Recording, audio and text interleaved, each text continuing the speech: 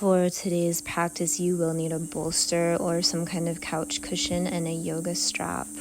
We'll begin on our hands and our knees, just checking in with your body, positioning that bolster so your forehead comes to rest on the bolster, releasing any tension in the neck just with your forearms by your side.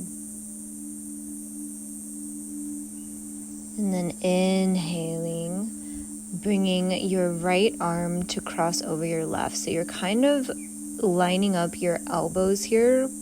This is called tying the knot. And you will feel this likely on the sides of your arms. And then again, we're just resting our forehead on that bolster. That's going to allow for the cervical spine to relax, come back to neutral. And even though it looks like I'm not doing much here, this can be a pretty intense pose. So it's almost like you're giving yourself a big hug.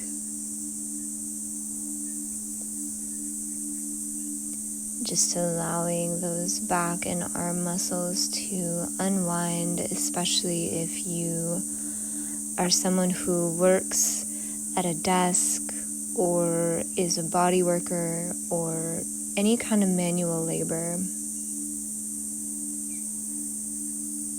This part of the shoulder girdle gets a little unloved and ignored, but you will see a huge difference in your range of motion by just surrendering and letting gravity do its work.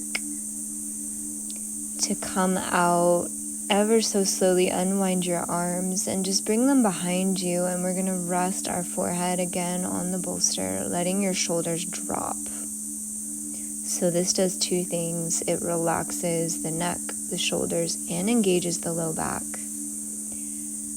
And now over to the other side, so crossing your arms the other way like you're giving yourself a big hug. And my elbows are lined up together, almost like they're stacked. And you might find that one side is tighter than the other. It's perfectly normal.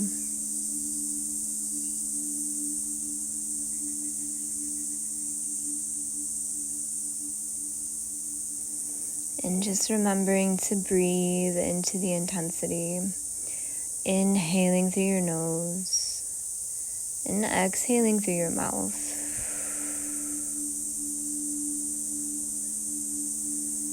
Inhaling through the nose and exhaling through the mouth.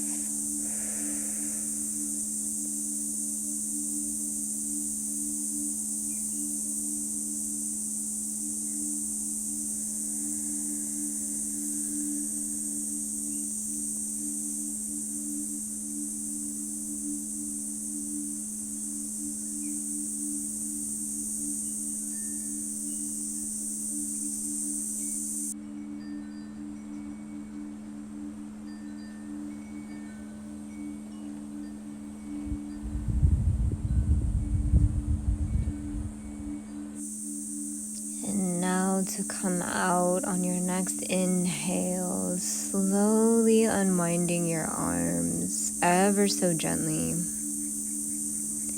We don't want to hurt ourselves on the way out.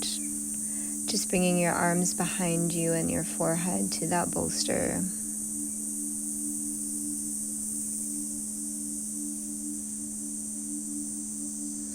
And now bringing your arms in front of you, we're going to just shift that bolster around so we have the short edge facing our forehead. Now we're going to take a Sphinx pose. So I want you to pay attention to your shoulders being over your elbows here. So we want that nice structural stack so that we're able to relax. And so our thoracic spine, or the area in between our shoulder blades, can fully decompress. And I am just letting my forehead rest on that bolster. There is no effort here whatsoever. The only effort is just naturally coming through stacking my shoulder over my elbows. And remembering to breathe. Again, it doesn't look like I'm doing much, but for a lot of people this can be really intense, and it can also be intense for me at times on days when I'm traveling or have a lot of work to do on the computer.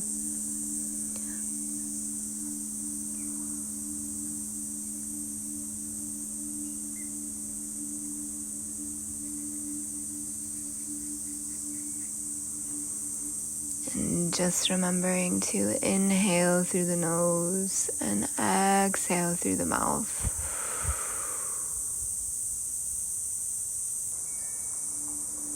On your next inhale, bringing your head up, pushing your hands away from you, just to come into a seal just briefly. And now this one's a little complex, so I want you to bring the bolster underneath your shoulders so that the bolster is supporting the front of the shoulders and also your neck. We're just going to be here for a minute, but it's going to help reset that thoracic spine. My hands are just on the floor beside me, and then I push back up into my hands and knees. And I'm going to place the bolster, I'm going to turn around so that the bolster is right underneath my shoulder blades. So I want to find the sweet spot that is sort of at my lowest rib, but really we're aiming for the tip of the shoulder blades. And then I'm going to lay over the bolster with my arms in a nice cactus pose. So I have a 90-degree angle at my arms. This helps because we're fully opening the pec minor by flexing the shoulders. And again, it really doesn't look like I'm doing much here, but this can be a very intense pose at times. Remembering to just breathe through it and let the pose work in real time. So every single day in these bodies is something different, and our job is just to relax and make space and listen.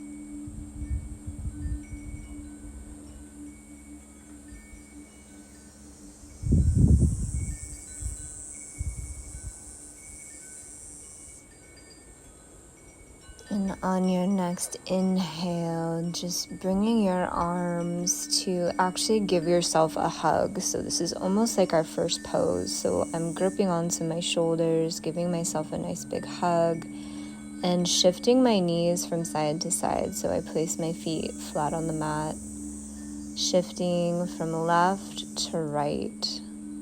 So now you're getting a little bit of mobility in the lumbar spine and that thoracic spine, and this should feel really, really juicy. Now inhaling your arms up overhead and roll over onto one side. Just taking a moment here, letting your body take in all that information. And then using that top arm to push yourself back up to seated, just briefly. And then we're going to take that bolster and place it underneath our knees. I'm grabbing my strap and I'm measuring from my toe to my hip.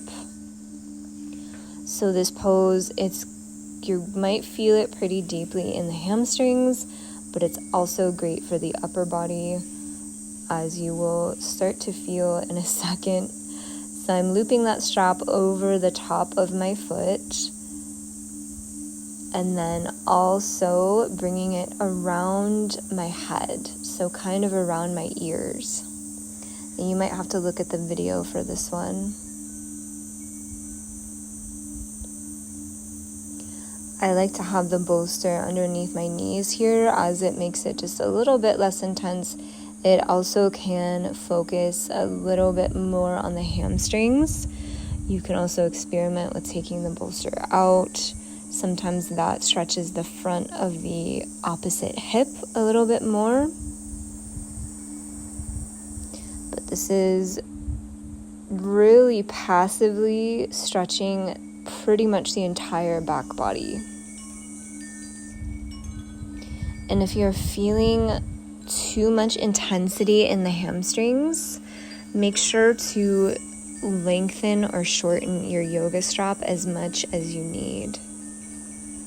There is no prize for getting your legs straight. If your knee is incredibly bent and this is hard, that's no problem. We are not going for ultimate hamstring flexibility here. I just want you to feel that passive stretch, that connection between the back of the legs and also the back of the neck.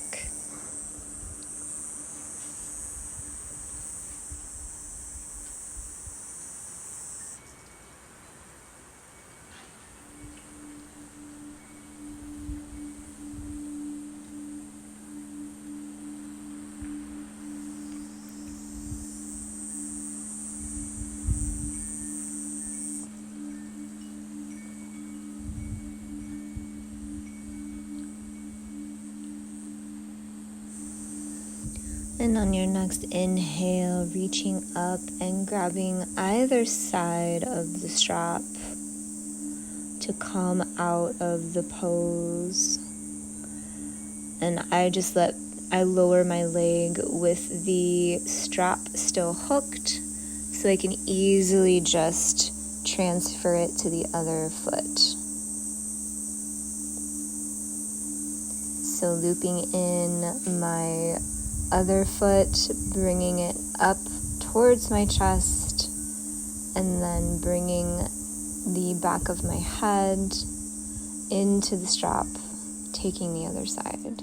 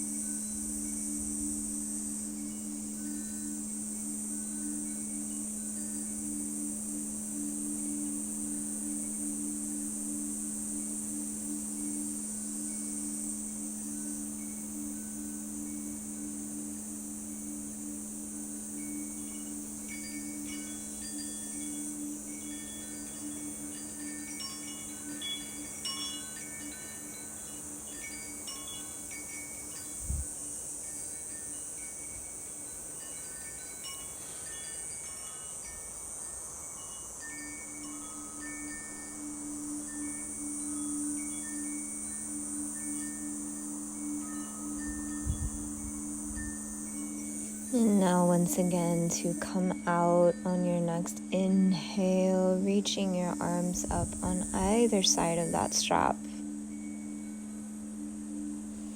Releasing the foot all the way back down. And I just use my other foot to remove the strap, place it off to my side, and we are in the perfect position to take a nice long Shavasana. By having the bolster underneath our knees, we are allowing our pelvis, our entire spine to be neutral. And even just 10 minutes like this can do wonders for the neck.